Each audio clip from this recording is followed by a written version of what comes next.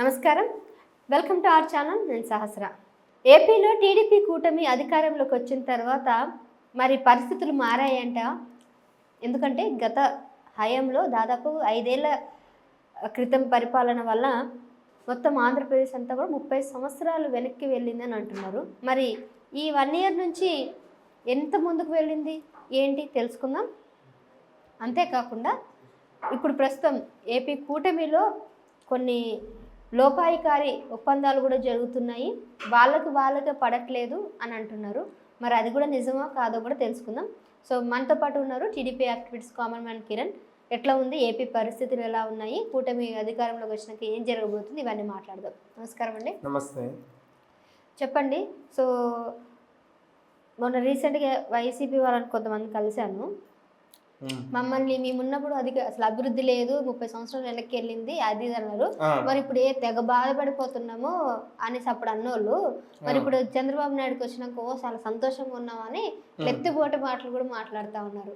ఎవరు ఏంటని నేను చెప్పాను, మీరు చెప్పండి. సార్ పేర్లు వద్దులేమ్మా, వాళ్ళు ఎవరైనా కానీ 2019 నుంచి 24 దాకా రాష్ట్రానికి రాజధాని లేకుండా ఏమేం చేశారో అన్నీ తెలిసిన తర్వాత వాళ్ళకి 11 సీట్లు వచ్చినా ఇంకా సిగ్గు లేకుండా ఎలా మాట్లాడుతున్నారు? ఎందుకు ప్రజలు 11 ఓట్లకే పరిమితం చేశారు అడగలేదా? 23 సీట్లు వచ్చినాయి కదా, అంటారు. తప్పు లేదమ్మా, మీరు అనాలా, మేము పడాలా? ఎందుకంటే పడేవాళ్ళమే కానీ ఎందుకంటే 23 సీట్లు ఇచ్చిన తర్వాత అదే 23 164 సీట్లు ఎందుకైనాయి అని వాళ్ళని అడిగారా? ఎందుకు చెప్పు, ఎందుకైనాయి? 23 ఇచ్చారు, ఓకే. 151 ఇచ్చిన దానికి పాకుండా ఎందుకైనాయి? 23 ఇచ్చినవి ఎందుకు 164 అయినాయి చెప్పమ్మా. ఎందుకు మరి వాళ్ళని అడగాల. నిజంగా వాళ్ళు పక్కన ఉంటే గొడవలు అవుతాయి. రాష్ట్రాన్ని అంత నాశనం చేసి ఏ రకంగా మాట్లాడుతున్నారు వాళ్ళు? ఏదైనా ఇప్పుడు రెడ్డి అయినా సోదరు అయినా ఏదన్నా కానీ రాష్ట్రానికి ఒక రాజధాని అనేది ఉండాలి కదా. 3 రాజధానులు కడతానని ఏం చేశాడు అయ్యగారు? నేను ఫస్ట్ నుంచి మాట్లాడతా, ఓపిక్గా మాట్లాడదామంటే మాట్లాడతానంటే ఇక ఏదన్నా సీరియస్ అవ్వాలి అంటే సీరియస్. కానీ వాళ్ళు చేసిన అరాచకాలు అలా చేశారు కాబట్టి వాళ్ళకి 11 సీట్లు వచ్చినాయి. కాదు సరే, వాళ్ళకి 11 సీట్లు వచ్చాయా 10 సీట్లు వచ్చాయా అనాల్సిన మనం మాట్లాడుకోకూడదు. ఏపీని మీరు ఇప్పుడు అధికారంలోకి వచ్చినాక అది చేసేస్తాం ఇది చేస్తాం కదా, ఏం చేశారు? పెన్షన్ సరిగ్గా ఇవ్వట్లేదు. మీరు ఎక్కడ టైంకి ఎక్కడ పెన్షన్ ఎక్కడ ఇస్తున్నారు? పెన్షన్ ఇవ్వట్లేదా? 1వ తారీఖే పెన్షన్లు వస్తున్నాయి. 1వ ఇష్టం ఉన్నట్టు ఉచిత హామీలు ఇచ్చేసి పెద్ద. ఏమండి, మీరు హైదరాబాద్లో ఉన్నారు, నేను హైదరాబాద్లో ఉన్నా, ఆంధ్రప్రదేశ్లో లేరు. అయినా 1వ తారీఖు పెన్షన్లు వస్తున్నాయి. మీరు వెళ్ళారా? చూడలేదు, తెలియదు. 1వ తారీఖు పెన్షన్లు వస్తున్నాయి, 1వ తారీఖు జీతాలు వస్తున్నాయి.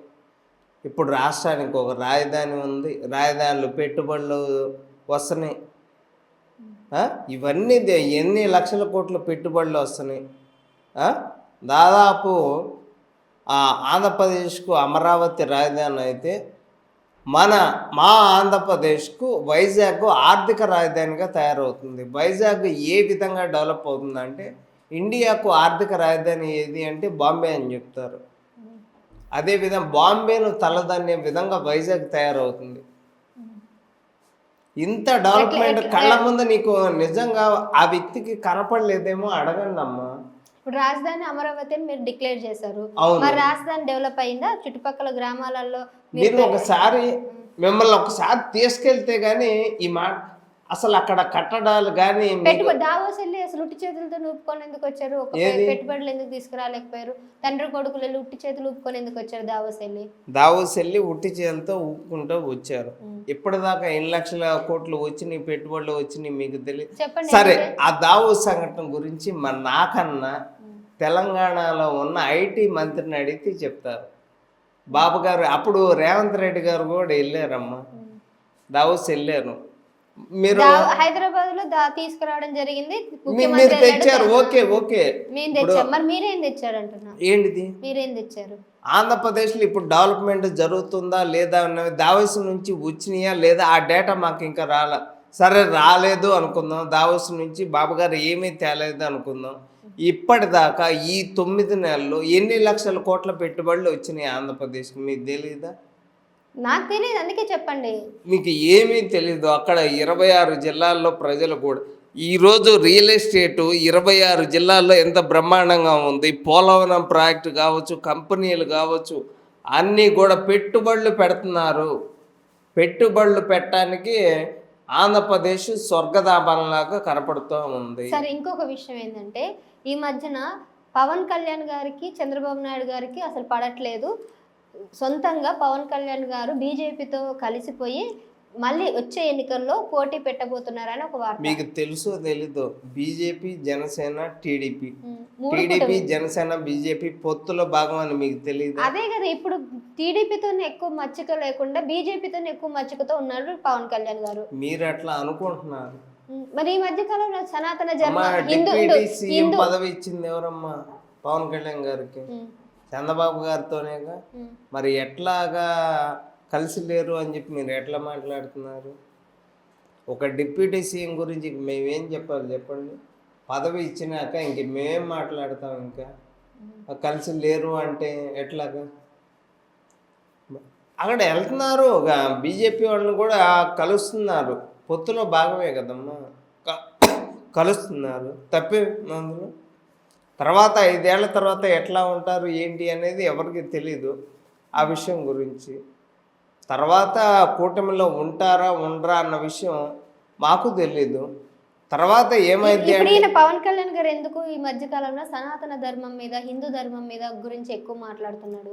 అంటే హిందువుల మీద జరిగే దాడులు గురించి మరి ఆయన అలాగ స్పందించాల్సి వచ్చింది. నేను అదైతే అనుకోవట్లేదు, కావాలని బీజేపీకి మద్దతుగా పలకడానికి, బీజేపీకి సపోర్ట్ గా ఉండడానికి ఇలా. నువ్వు ఏమనుకుంటే మాకెందుకమ్మా? నేనే బయట వస్తున్నటువంటి సమాచారం నేనేమనుకుంటే నా అభిప్రాయం ఎవరికి అవసరం లేదు. నేను ఇక్కడ యాజ్ ఏ మీడియంగా చెప్తున్నాను. బయట నీ ఒక్కళ్ళ గురించి కాదు, జనాలు ఏమనుకుంటున్నారు నీ ఒక్కళ్ళ గురించి కాదు, జనాలు ఏమనుకుంటే మాకెందుకు. ఇప్పుడు ఏంది, మా రాష్ట్రంలో పాలన బ్రహ్మాండంగా ఉంది.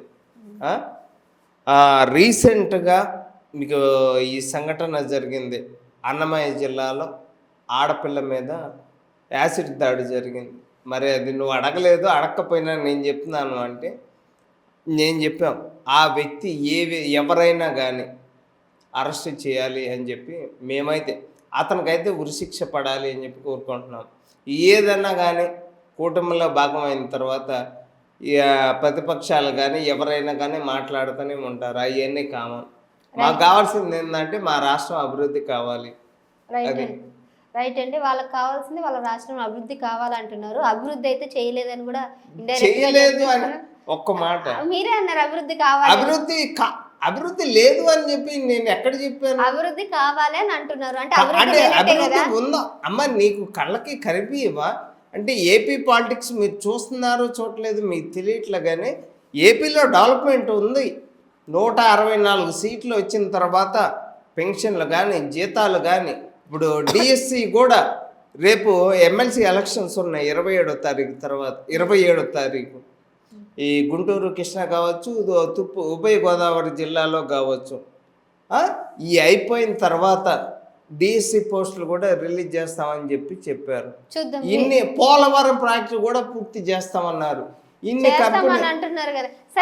అమ్మ, పోలవరం అంటే ఈరోజు పెళ్లి చేసుకొని రేపు శోభనం ఎల్లుండి విడాకులు అది కాదు. పోలవరం అంటే 100 సంవత్సరాలు రైతులు గుర్తు ఉండిపోయేది. అటు సాగునీరుకి తాగునీరుగా ఒక ప్రాజెక్ట్ అంటే ఈరోజు కట్టి రేపు ఓపెన్ చేసేది కాదు. అది తెలుసుకుంటే మంచిది.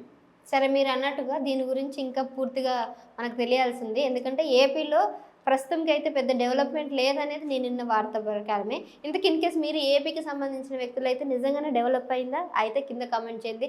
కాలేదనుకున్నా కూడా మీ అభిప్రాయాలు ఏంటో కింద కామెంట్ చేయండి. మరో అంశంతో మళ్ళీ కలుద్దాం. చూస్తూనే ఉండండి మా ఛానల్. Thank you.